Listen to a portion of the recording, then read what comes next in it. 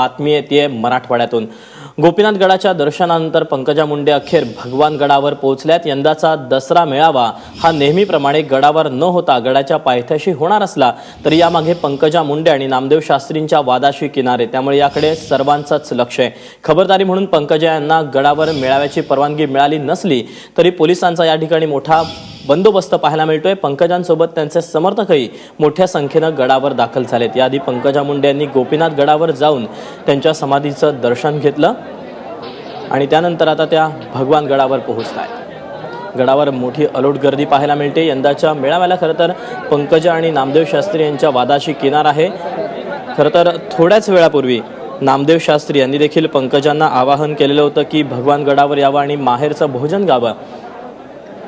आणि आता त्यानंतर भगवान गडाला जाण्यासाठी सुद्धा 20 किलोमीटरच्या रांगा पाहायला मिळतात। पांडुरंग रायकर आमचे प्रतिनिधी आपल्या सोबत आहेत।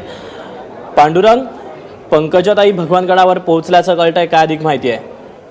दीपक, सध्या तरी ग्रामविकास मंत्री पंकजा मुंडे यांचं जे हेलिपॅड आहे ते या ठिकाणी ज्याचं आगमन झालेलं आहे हेलिपॅडवरती, त्यांच्याबरोबर त्यांचे समर्थक मोठ्या संख्येने या ठिकाणी आलेले आहे। त्याचबरोबर मंत्री सदाभाऊ खोत या ठिकाणी आल्याचं समजतंय आणि त्याचबरोबर खासदार प्रीतम मुंडे यांचाही ताफा या ठिकाणी दाखल झालेला आहे। आणि या ठिकाणी सध्याची जी परिस्थिती आहे तर कार्यकर्त्यांमध्ये फार मोठा जल्लोष आहे। पंकजा मुंडे आणि स्वर्गीय गोपीनाथ मुंडे यांच्या घोषणा या ठिकाणी दिल्या जात आहेत। त्याचबरोबर भगवान बाबांच्या नावाने या ठिकाणी घोषणा दिल्या जातात। या ठिकाणी मंदिराचा जो परिसर आहे या प्रवेशद्वारावर फार मोठ्या प्रमाणात समर्थक जमा झालेले आहेत आणि ते आता ग्रामविकास मंत्री पंकजा मुंडे, प्रीतम मुंडे यांच्या ताफ्याची जी गडावर येणार आहे त्याची उत्सुकतेने वाट पाहत आहे। आणि या ठिकाणी आता पोलिसांनी कायदा सुव्यवस्था राखण्यासाठी मोठा कडेकोट बंदोबस्त केलेला आहे आणि आता काही वेळातच खासदार आणि प्रीतम मुंडे आणि पंकजा मुंडे यांचा ताफा या भगवान गडावरती दाखल होणार आहे। त्यानंतर त्या समाधीचं दर्शन घेण्याची शक्यता आहे। या ठिकाणी आता सर्वात महत्वाचा हा विषय आहे की यंदा जरी पंकजा मुंडे यांना पायथ्याची सभेची परवानगी मिळाली आहे, मात्र या निमित्तानं गोपीनाथ मुंडे आणि मुंडे फॅमिली आणि भगवान गडावर दसरा मेळावा हे जे काही समीकरण होतं ते यंदा त्याला शेत गेल्याचं पाहायला मिळतंय। आणि आता पंकजा मुंडे या ठिकाणी गडावर जो काही मॉब जमलेला आहे त्यांना संबोधित करतात की सभेच्या ठिकाणी जाऊन भाषण करतात आणि आपले जे राज्यभरातून लाखोंच्या संख्येने कार्यकर्ते आले त्यांना कोणता संदेश देतात याकडे सर्वांचं लक्ष लागलेलं आहे। दीपक, निश्चितच पांडुरंग, जसं की तू सांगतोस की पंकजाताई या अवघ्या काही वेळातच भगवान गडावर पोहोचतील आणि समाधीचं दर्शन घेतील। साधारणपणे किती वेळ त्या भगवान गडावर असू शकतील? भगवान गडावरचा नेमका त्यांचा कार्यक्रम काय आहे? भगवान गडावर आल्यानंतर सर्वात प्रथम आता या ठिकाणी फार मोठ्या प्रमाणात बंदोबस्त तैनात करण्यात आलेला आहे आणि या ठिकाणी आता हा जो सर्व जो काय प्रीतम मुंडे आणि पंकजा मुंडे येणार आहे तर त्यांचा मोठा जो ताफा आहे तो सर्व समर्थकांसह या ठिकाणी दाखल होणार आहे।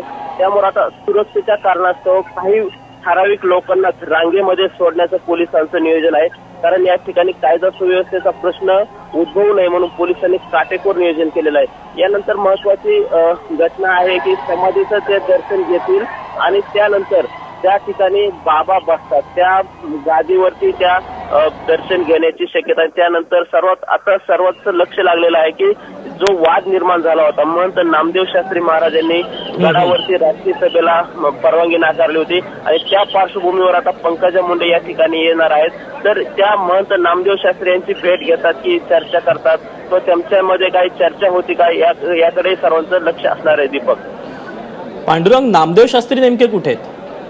नामदेव शास्त्री सध्या हा जो भगवान बाबा ज्या ठिकाणी बसण्याची जागा आहे त्याच ठिकाणी महाराज त्या निवासस्थानामध्ये असतात। आताही सध्या त्याच ठिकाणी ते आहेत, मात्र त्या परिसरामध्ये पूर्ण शुकशुकाट आहे आणि जे निवासस्थान आहे त्याला पूर्ण पोलिसांचा बंदोबस्त, कडेकोट बंदोबस्त आहे।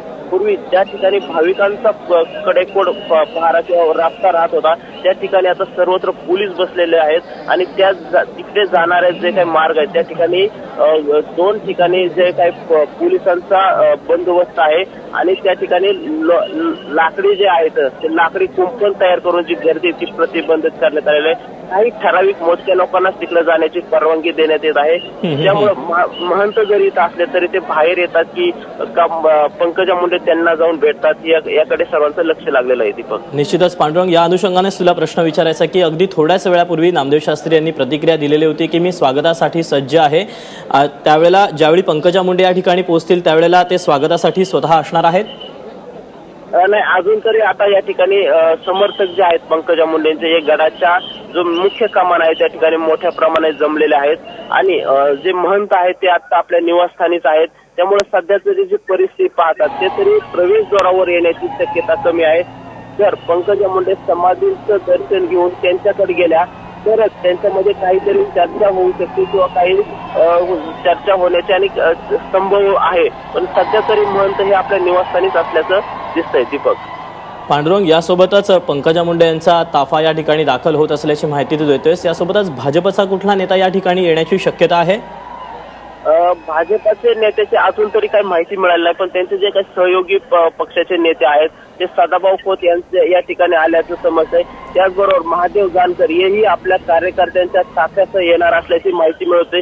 मात्र आता जो भगवान गडाचा जो प्रवेशद्वार आहे या ठिकाणी अजून तरी यापैकी कोणी भाजपचा वरिष्ठ नेता तरी या ठिकाणी दाखल झाल्याचं सध्या तरी माहिती नाही. दीपक, पांडुरंग, धन्यवाद तू दिलेल्या सगळ्या सविस्तर माहितीबद्दल. प्रत्येक अपडेट या बातमीची तुझ्याकडून वेळोवेळी जाणून घेणारच आहोत.